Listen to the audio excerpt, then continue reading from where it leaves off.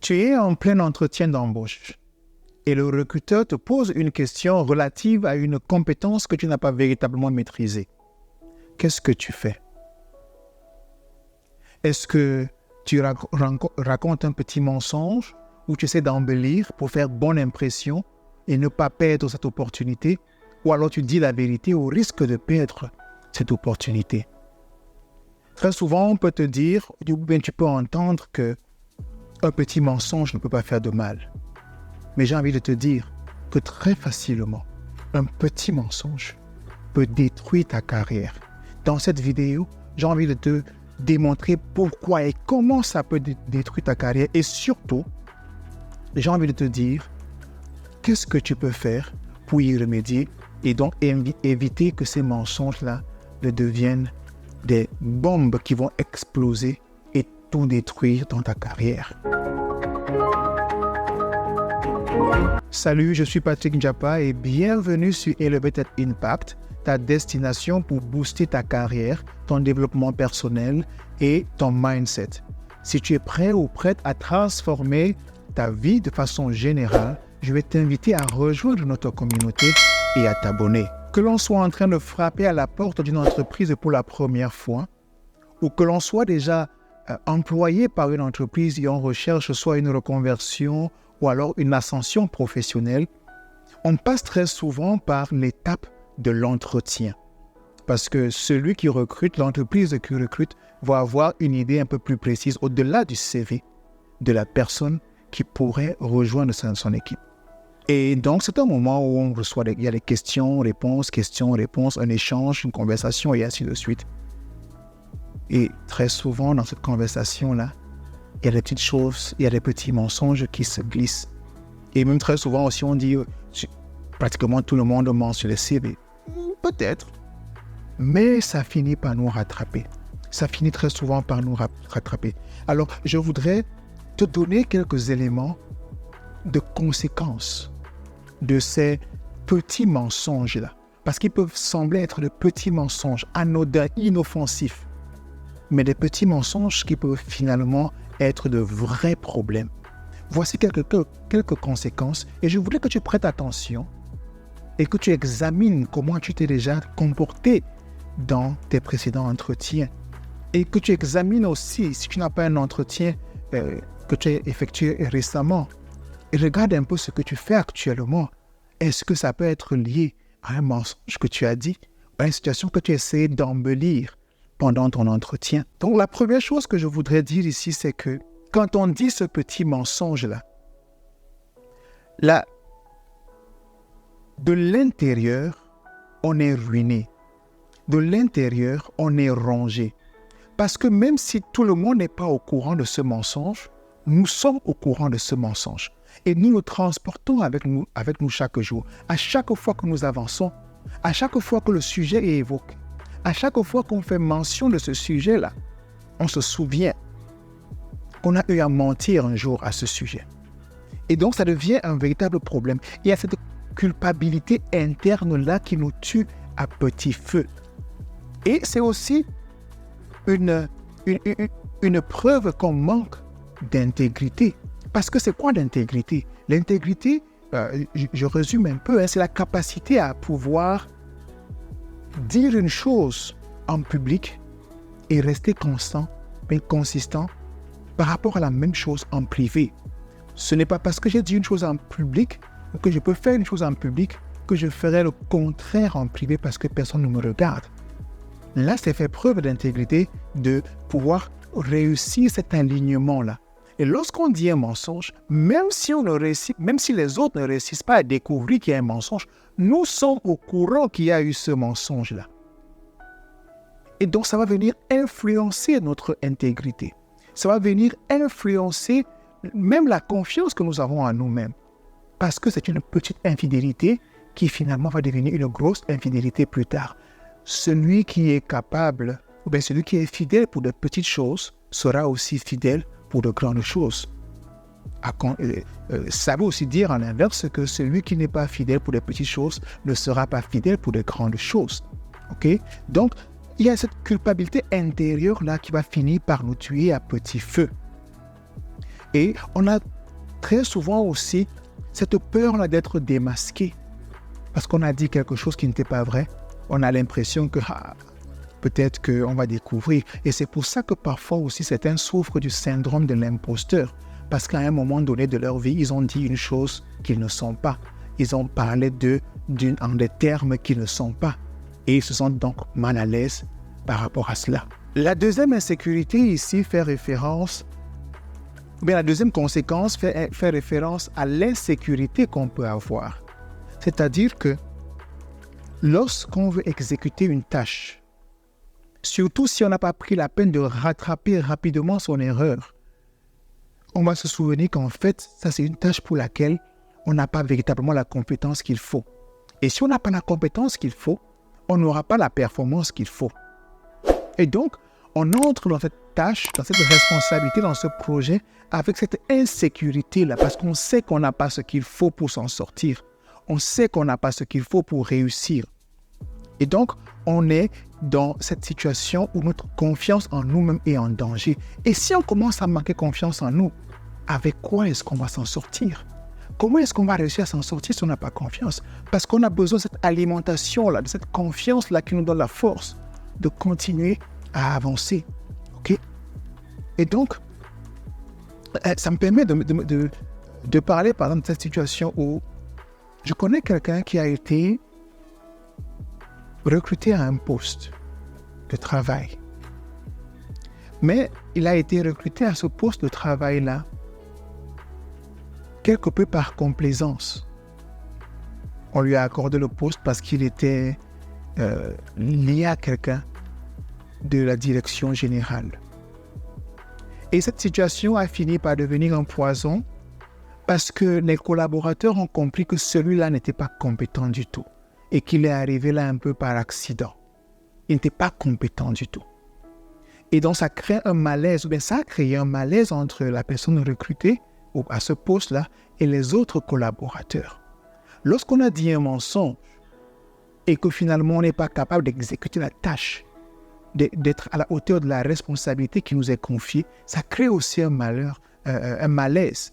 Et il y a un discrédit qui s'installe avec nos collaborateurs parce qu'ils savent qu'on n'est pas à la hauteur. Et ils vont parfois en profiter pour nous jeter dans le ravin et occuper notre place. Une autre conséquence vraiment importante et qui découle des deux premières, c'est qu'on peut perdre son travail. Parce que si on est constamment rongé de l'intérieur parce qu'on a dit quelque chose qui n'est pas vrai, si on est constamment en train de faire des erreurs sur le plan professionnel parce qu'on n'arrive pas à exécuter les tâches comme il faut, qu'est-ce qui se passe? Il se passe simplement que, la performance n'est pas au rendez-vous et on finit par perdre son emploi.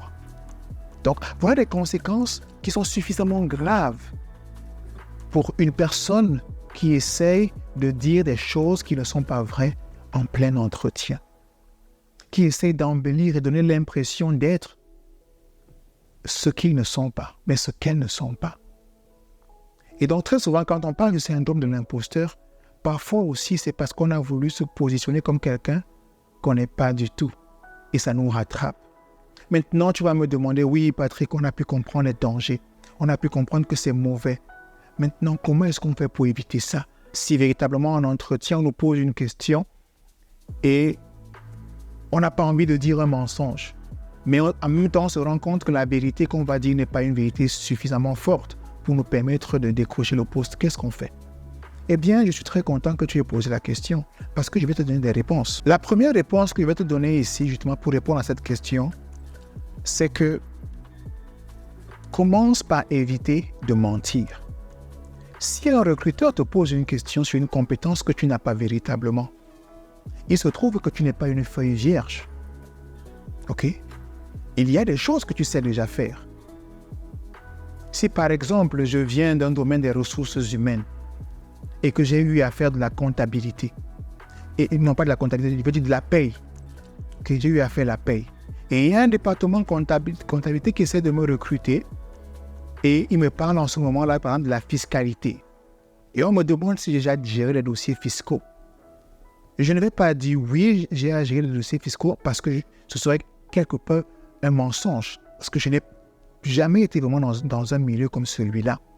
En revanche, je peux exploiter les compétences que j'ai eues, qui sont les compétences vraies, pour me rapprocher le plus possible de ce qu'eux y recherchent. Je peux par exemple leur dire, en tant que gestionnaire de la paie dans mon département des ressources humaines, j'étais appelé chaque mois à préparer les états fiscaux. Il fallait que je prépare les états fiscaux relativement à la paie, ce que l'entreprise a à payer, ce que les employés ont à payer et ainsi de suite. C'est comme ça que je me suis familiarisé au domaine et donc j'ai commencé à comprendre comment ça fonctionne, la terminologie, le vocabulaire employé, ainsi de suite. Donc, je n'ai pas dit oui, je suis un expert en fiscalité, mais en même temps, je n'ai pas dit non. J'ai plutôt utilisé une compétence que j'ai déjà, qui est peut-être relative, mais qui est assez proche, d'une manière ou d'une autre, de ce qu'eux y recherchent. Donc, j'utilise cette compétence pour me positionner comme quelqu'un qui a une idée assez précise de ce qu'on pourrait lui demander de faire dans un département fiscalité. Donc, la première chose, c'est éviter, s'il te plaît, évite de mentir.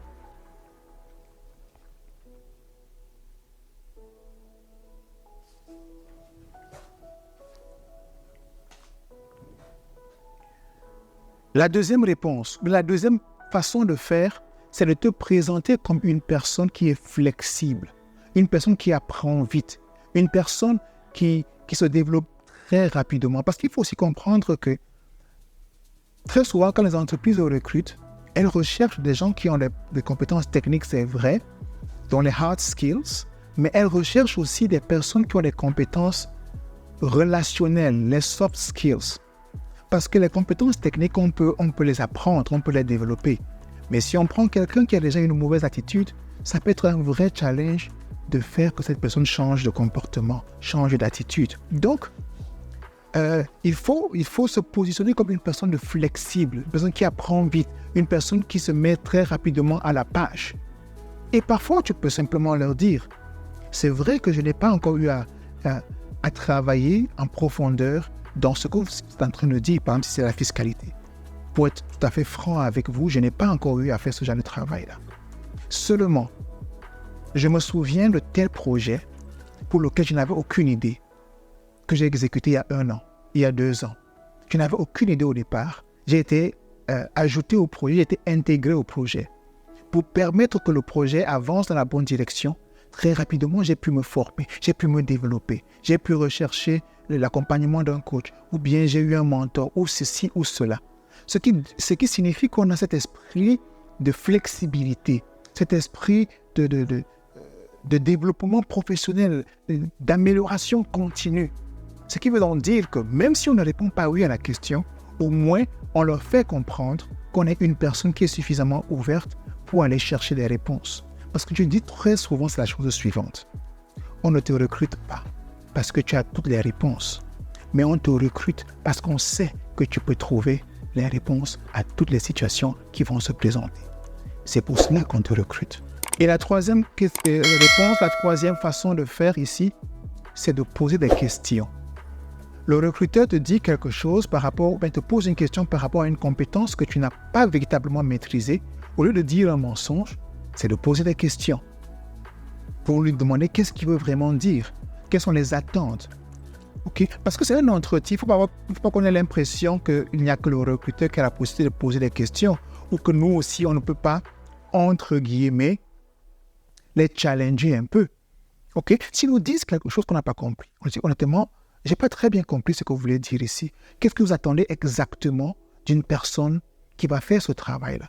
Et là, ils vont commencer à donner des détails, ou certains détails, même s'ils ne donnent pas tout. Et l'avantage, c'est que parfois, quand on donne ces détails-là, il y a des indices, il y a des éléments qui ressortent. Et lorsque ces éléments-là ressortent, tu peux récupérer un élément ou 2 ou 3 pour justement construire une réponse efficace, okay, au lieu de dire un mensonge. Donc, voilà quelques façons de faire. On a d'abord commencé par identifier les conséquences graves d'un mensonge qu'on peut faire en entretien, parce que ça finit par ternir notre réputation professionnelle. Il faut commencer du bon pied. On ne va pas commencer sa carrière professionnelle dans une entreprise avec un mensonge. Il faut la commencer du bon pied. Donc, on a identifié les conséquences et on a aussi fini par identifier les attitudes, les façons de faire qui peuvent nous permettre de contourner une question d'un recruteur par rapport à une compétence qu'on n'a pas véritablement maîtrisée et s'en sortir gagnant et s'en sortir ragaillardi. C'est ça qui est important ici. N'oublie pas, l'humilité précède la gloire. Répondre à une question en disant honnêtement, je n'ai pas de réponse efficace à vous donner ici. Je n'ai pas encore véritablement eu à exprimer ou à expérimenter X, Y ou Z. Ce n'est pas un signe de faiblesse, c'est un signe d'honnêteté. Et je reste convaincu qu'il y a des entreprises qui vont être contentes de recruter quelqu'un qui peut, en toute franchise, en toute honnêteté, accepter ses limites. Parce que c'est aussi une preuve que vous pouvez arriver en entreprise, intégrer une équipe et vous fondre dans l'équipe, accepter ce que l'équipe a à proposer. Parce que si vous êtes déjà rigide, l'entreprise aura du mal à faire passer un certain type de message. Donc parfois, on a besoin de cette flexibilité-là. Je souhaite que cette vidéo ait pu apporter un certain éclairage. Et si je n'ai pas pu répondre à toutes tes questions, n'hésite pas à les laisser en commentaire afin que je puisse revenir avec une autre vidéo pour entrer un peu plus en profondeur. Okay? Merci d'avoir regardé. C'est toujours un plaisir d'échanger avec toi. N'hésite pas de liker, n'hésite pas de t'abonner, de partager avec tes amis, frères et collègues. Et surtout, n'hésite pas de regarder la prochaine vidéo qui va suivre juste après celle-ci. Elle sera aussi intéressante, aussi instructive. À très bientôt.